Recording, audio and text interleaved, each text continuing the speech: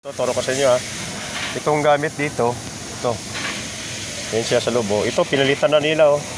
Tornilyong gis na itong nilagay, 8 na nilagay dito. Kaya dudukotin sa loob yan. Doon. Ayan, oh, hindi na po pwede yan. Pero talagang original niya ito. Yung gamitin. Ito. E6. Yan siya. Oh. Yan. Ibitang rin siya. Ngayon, kinabig siya kanina. Sa inyo kanina na yung salamin nasa taas pa, di ba? Ito lang tanggalin mo.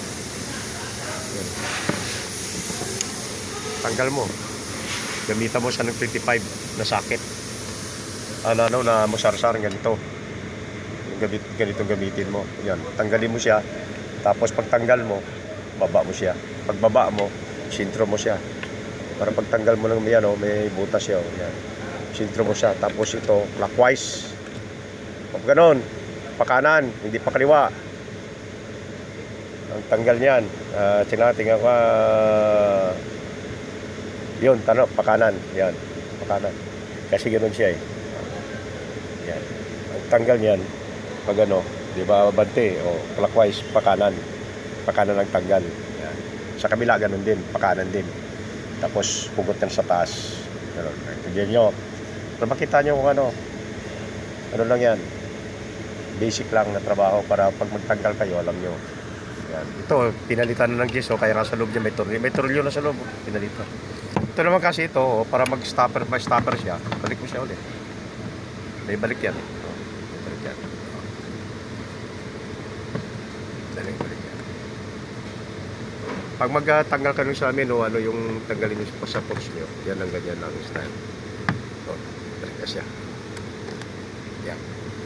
Para hindi siya bumaba. Lagyan mo lang tornilyo. Yung tornilyo na to, yung tornilyo niya. So may apat na yun. Yung tornilyo niya. Yan. Yan yung tornilyo niya. Oh. Lagyan mo na isang tornilyo o dalawa para hindi siya bumagsak. Yan. Para siya bumaba. So yan, pwede na yan. Kasi hindi na importante yan. Ano, balik mo siya. Tatlong tornilyo yan. Gamitan mo siya ng number 25 na ito, sarsar, number 25. Kasi, para pagbalik mo ulit ng salamin, yun pa rin siya. Hindi siya ano.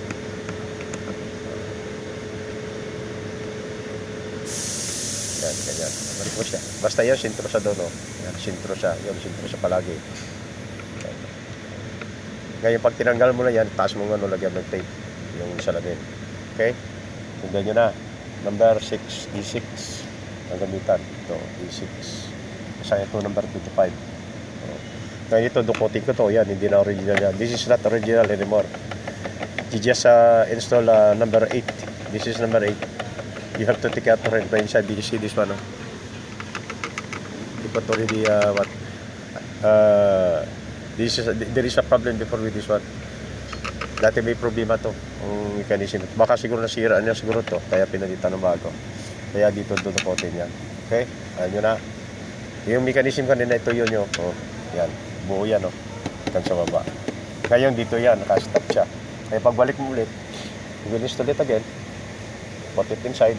Click the last minute. Only that one. That's all. Okay? Ito, number 13. Yung sa iba kasi number 11 eh. Ito 13 to. Yan o, 13. 13 yan. Ganun lang, twist mo lang yan. Hanggang ganun siya. Twist mo siya. Tanggal siya. Patanggal yan. Pag ganun. Ganun eh. Twist lang siya. Ayos na. Okay? Alam nyo na. Para alam nyo, if you have a problem with the glass, just take the tunnel out. That's all. Gotta take it out. After you take this one out, pull it up. Lagyan na sa tartan na the tape. You put tape so it will not fall down. That's why then you take it out. Now, if the glass is already broken, this is the thing that you will do.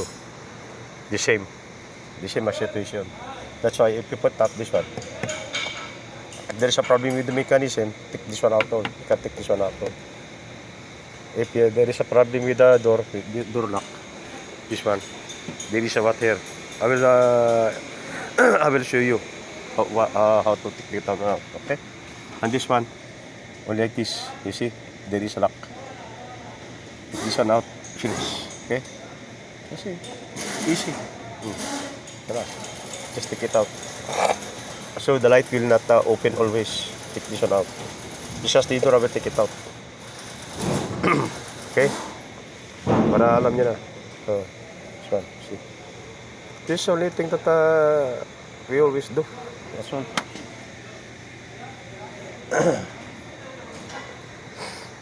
From the mechanism, this one ho, 2 pieces. Take it out para down and up. Okay? Sige bye. Alam nyo na. You know already how to take this one out. Then I will show you again the inside. Okay, how to take out, how to install the mechanism. If there is a problem, how you will change it. I will tell you. I will show you. Okay.